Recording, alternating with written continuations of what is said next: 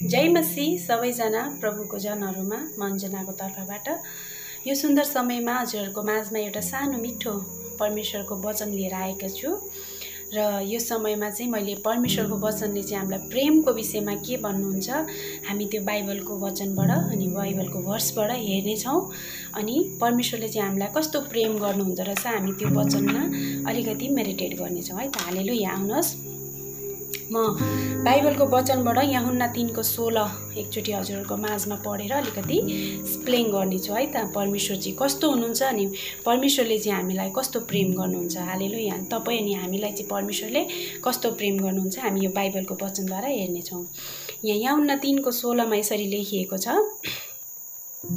किनभने परमेश्वरले संसारलाई यस्तो प्रेम गर्नुभयो कि उहाँले आफ्ना एक मात्र पुत्र दिनुभयो ताकि उहाँमाथि विश्वास गर्ने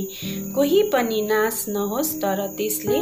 अनन्त जीवन पाओस् आमेन परमेश्वरलाई महिमा भएको परमेश्वरको वचन कति मिठो छ है अनि कति नै स्वादिलो छ परमेश्वरलाई महिमा भएको साच्चै नै आज परमेश्वरले चाहिँ हामीलाई यति धेरै प्रेम गर्नुभयो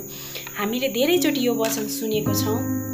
तर आज यो वचनले भनेको अनुसार आज हामी यो वचनको गहिराईमा गयौं भने साच्चै नै आज को चाहिँ यस्तो होला जसले चाहिँ आफ्नो एउटा स्वयं पुत्र दिनुभयो तपाई अनि मेरो लागि हैन आज परमेश्वरले चाहिँ कति प्रेम गर्नुहुन्छ आज मानव जातिलाई चाहिँ हामीले बुझ्न एकदमै जरुरी छ किनकि परमेश्वर महान हुनुहुन्छ उहाँको एकलौता पुत्र हुनुहुन्थ्यो उहाँको पुत्र दिन सक्नुहुने परमेश्वरले हामी आफै अनुभव लगाउन सक्छौं आज हामी पनि एउटा बच्चाको आमा हौ के हामीले आफ्नो बच्चालाई दिन सक्छौं हजुरहरु पनि कति आफ्नो बच्चाको बाबा हुनुहुन्छ होला आमा हुनुहुन्छ होला तर हामीले कहिले पनि हामीले सानो चीज एउटा दिनलाई पनि हामी चारचोटी सोचमा पर्छौं तर परमेश्वरले चाहिँ आफ्नो एउटा लोता पुत्र दिनलाई पनि आज तपाई अनि मेरो पापको निम्ति आज हामीले चाहिँ संसारमा के पाउँछ त अनन्त जीवन पाओस् भनेर चाहिँ परमेश्वरले एक लोता पुत्र दिनुभयो परमेश्वर कति महान हुनुहुन्छ हालेलुया अनि परमेश्वरले प्रेमको विषयमा धेरै चोटी बाइबलमा वर्णन गर्नुभएको छ र मैले अर्को पनि एउटा दुईटा वर्ष हजुरहरुको माझमा लिएर आएको छु आउनुहोस् हामी पहिला यूहन्नाको पुस्तकमा पनि हामी हेर्ने छौं यहाँ पनि परमेश्वरले साच्चै नै अद्भुत कुराहरू प्रेमको विषयमा हामीलाई भन्नुभएको छ है अनि पहिला यूहन्नाको 4:8 मा हामी हेर्ने छौं है साच्चै नै आज परमेश्वर चाहिँ कतिको दयालु अनि कतिको प्रेमशीलता हुनुहुन्छ है उहाँले चाहिँ हामीलाई यस्तो प्रेम गर्नुहुन्छ यहाँ हेर्नु हामी एउटा सानो वर्ष पनि पढ्ने छौं यहाँ लेखिएको छ प्रेम गर्नेले परमेश्वरलाई चिन्दछ किनकि परमेश्वर प्रेम हुनुहुन्छ भनेको छ आमेन परमेश्वरलाई महिमा भएको साच्चै नै आज हामीले संसारमा हेर्यौं भने आज मानिसहरूले धेरै प्रकारको प्रेम गर्दछन् है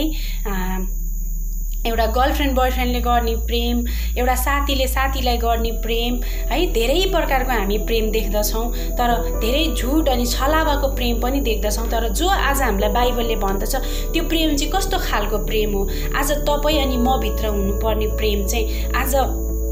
साच्चै नै परमेश्वरले दिनुभएको प्रेम हामी भित्र छ के परमेश्वर हामी भित्र हुनुहुन्छ भनेर जाँच्नै पर्ने हामीले आज स्वयंलाई चाहिँ आज परमेश्वरले आज जसकोमा चाहिँ प्रेम छ उसले चाहिँ परमेश्वरलाई के गर्दछ चिन्दछ अनि हामीले आफ्नै आपलाई जाँच्छौं के तपाई भित्र त्यो परमेश्वर हुनुहुन्छ जो चाहिँ प्रेम हुनुहुन्छ आज धेरै मानिसले भन्छन्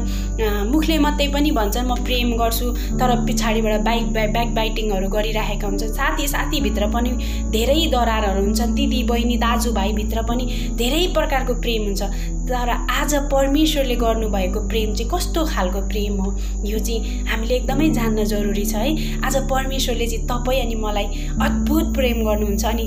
प्रेम चाहिँ परमेश्वर हुनुहुन्छ हालेलुया जो परमेश्वरले हामीलाई गर्नुहुन्छ त्यो प्रेम चाहिँ कहिल्यै अनन्त कालको प्रेम हो जो कहिल्यै मिटिँदैन आज हामी संसारमा साथी खोज्छौं आज हामीलाई केही दुःख पर्यो भने हामी साथीकोमा जान्छौं कोही व्यक्ति खोज्छौं भन्नुको लागि कि मलाई यस्तो भइरहेछ आज हामी हर कोही आजको दिनमा हामी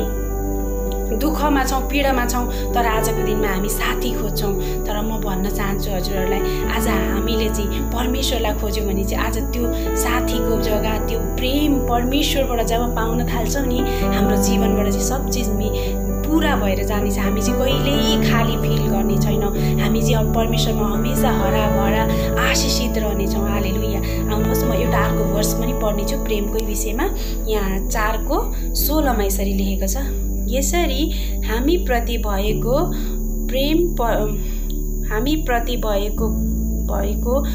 परमेश्वरको प्रेम हामी जान्दछौँ र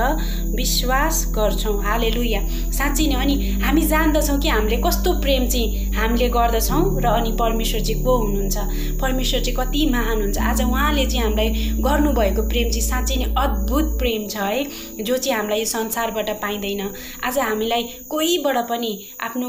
फ्यामिलीबाट पनि पाइँदैन। केही न केही चिजमा चाहिँ हामी थाकेको हारेको हुन्छौँ, तर परमेश्वरले चाहिँ हामीलाई चोखो प्रेम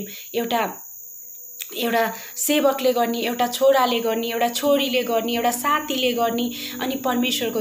प्रेममा चाहिँ छलावट छैन। तपाईलाई परमेश्वरको वचनले भन्दछ, म कहाँ आऊ म तिमीहरूलाई शान्ति दिनेछु, ए बोझले दबेका मानिसौ म कहाँ आऊ म तिमीहरूलाई शान्ति दिनेछु, परमेश्वरको वचनले भन्दछ। त्यही भएर म हजुरहरूलाई भन्न चाहन्छु, यो घडी यो समय चाहिँ हामी संसारमा भुलेर होइन, आज संसारको केटाकेटीले गर्ने प्रेम होइन, आज चाहिँ हामी परमेश्वरले गर्ने प्रेमलाई चाहिँ हामी खोज्न एकदमै आजको दिनमा जरुरी छ। आज हामीले चाहिँ परमेश्वरको प्रेमलाई बुझ्नु चाहिँ एकदमै जरुरी छ भन्न चाहन्छु। म विश्वास गर्छु हजुरहरूलाई यहाँ वचन सुनेर आशिषित हुनुहुन्छ भनेर। हालेलुया। जय मसीह। God bless you all.